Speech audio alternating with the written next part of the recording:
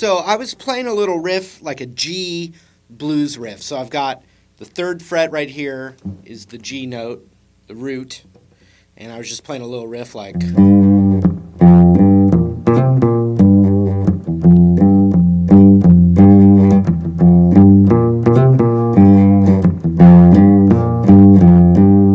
just a little thing like that, right?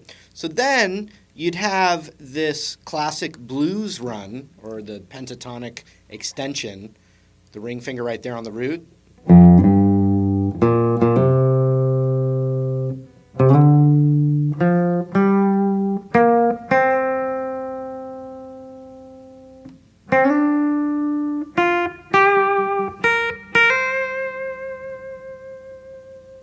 So what we've got is this little box right here.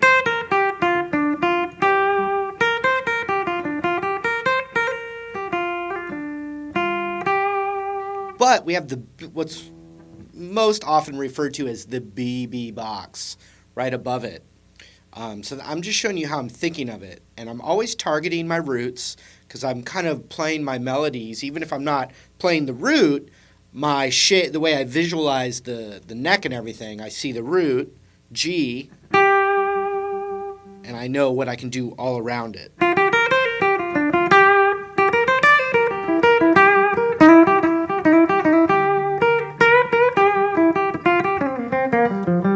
You know what I mean? But so the lick that I was playing in the intro there is actually from this little BB box. It's the 10th fret of the high E, but we're bending it a minor 3rd, meaning we're bending it a whole step and a half step up. So let's hear that note. So we're bending the 10th fret up to what we would hear as an F note, the 13th fret of the high E. So we got to use at least our middle finger and ring finger together for the strength to bend that all the way up like that.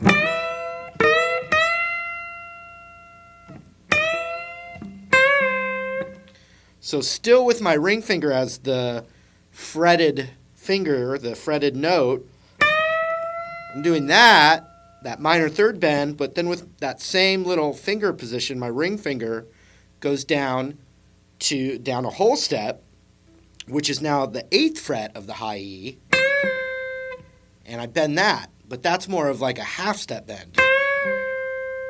You could do a whole step bend, but the half step bend is that blues sound. Okay, so far, if we're jamming a G blues,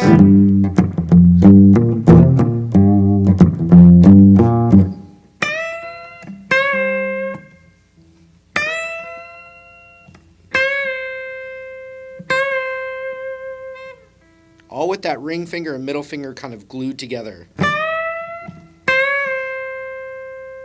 Now, index finger on the 6th fret of the high E.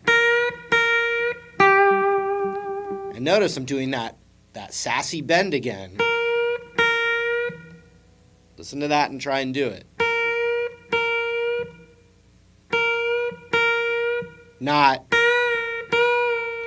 We're not hearing it come back down.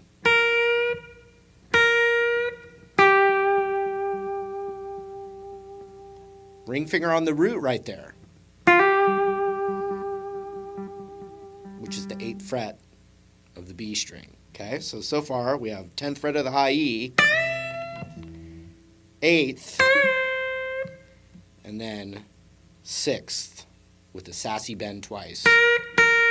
8th on the B.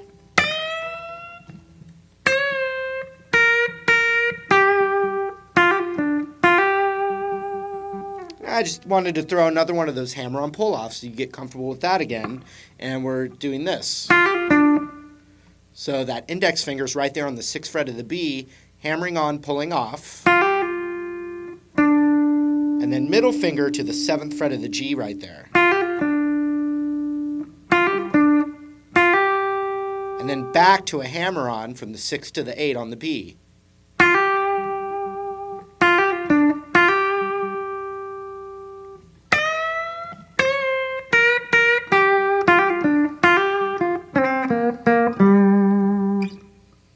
So what we need to do is transition into our master, home row, as my buddy Bob Ryan would call it, our main position of the pentatonic.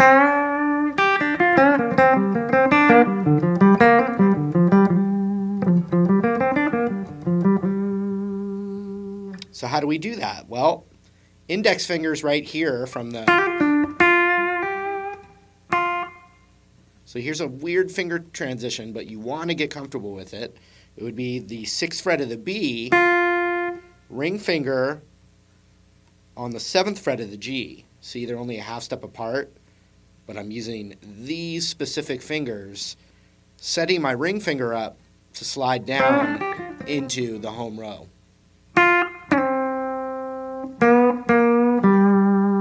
And anything you do right here on the 6th fret of the high E